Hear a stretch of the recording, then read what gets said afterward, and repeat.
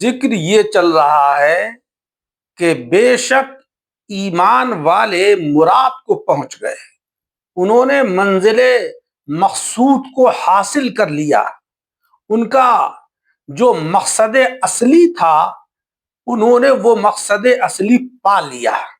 لیکن ہر مومن نہیں، بلکہ وہ مومنین کہ جن کے اندر یہ صفات عالیہ موجود ہوں۔ کیا؟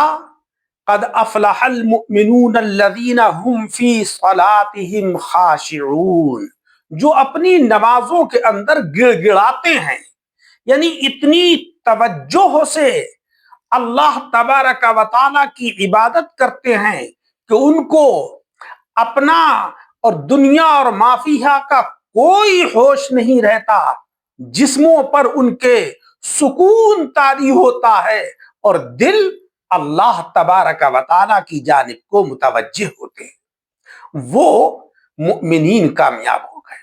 ہم فی صلاتہم خاشعون والذین ہم عن اللغو معرضون، اور وہ ایمان والے بھی مراد پا چکے، وہ ایمان والے بھی کامیاب ہو گئے کہ جو بیہودہ باتوں سے اجتناب کرتے ہیں، بیہودگی اور لغویات سے وہ پرہیز کرتے ہیں۔ اگر ان کے اوپر کوئی اعتراض ہوتا ہے تو مدلل جواب دیتے ہیں، اور اگر مقابل اپنی جہالت کا ثبوت پیش کرتا ہے تو یہ اس سے اعراض کر لیتے ہیں، روگردانی کر دیتے ہیں، چہرہ پھیر لیتے ہیں۔ یہی قرآن عظیم میں کہا گیا ہے وَأَعْرِضْ عَنِ الْجَاهِلِينَ، تم جاہلوں سے اعراض کر لو، جاہلوں سے منہ پھیر لو۔ اس کے بعد فرمانے باری تبارک و تعالی ہے قد افلح المؤمنون الذین هم فی صلاتهم خاشعون والذین هم عن اللغو معرضون والذین هم للزکاة فاعلون، بے شک وہ ایمان والے کامیاب ہو گئے، وہ ایمان والے مراد کو پہنچ گئے کہ جو زکوٰۃ دینے کا کام کرتے ہیں، یعنی اپنے مال کی وہ زکوٰۃ ادا کرتے ہیں۔ آج ہم زکوٰۃ کے نصاب کو تو سنتے رہتے ہیں اور ہمارے علم میں بھی ہوتا ہے، لیکن زکوٰۃ کہاں پر خرچ کرنا چاہیے اس میں ہم غلطی کر جاتے ہیں۔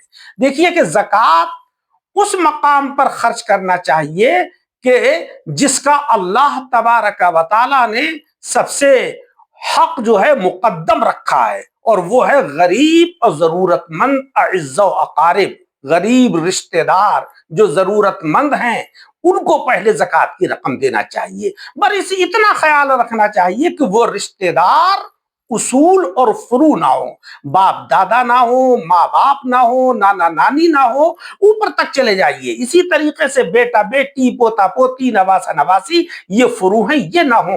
باقی بھائی اگر ضرورت مند ہے، بہن اگر ضرورت مند ہے، بہنوئی ضرورت مند ہے، تو پہلے ان کا حق ہے، ان کو زکوٰۃ دی جائے۔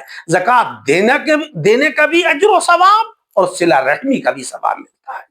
تو ایک وصف تو یہ ہوا کہ نمازوں کے اندر گڑ گڑانا، اللہ کی بارگاہ میں متوجہ ہو کر عبادت کرنا، اور دوسرا وصف یہ ہوا کہ لغو اور بیکار باتوں سے پرہیز کرنا، اور تیسرا وصف یہ ہوا کہ مال کی زکوٰۃ ادا کرنا۔ اللہ تبارک و تعالی نے نماز جانی عبادت کا پہلے ذکر فرمایا، اس کے بعد مالی عبادت جو زکوٰۃ ہے اس کا ذکر فرمایا، یعنی تمہاری جانی عبادت بھی اللہ کی رضا کے لیے ہو اور مالی عبادت بھی اللہ کی رضا کے لیے ہو۔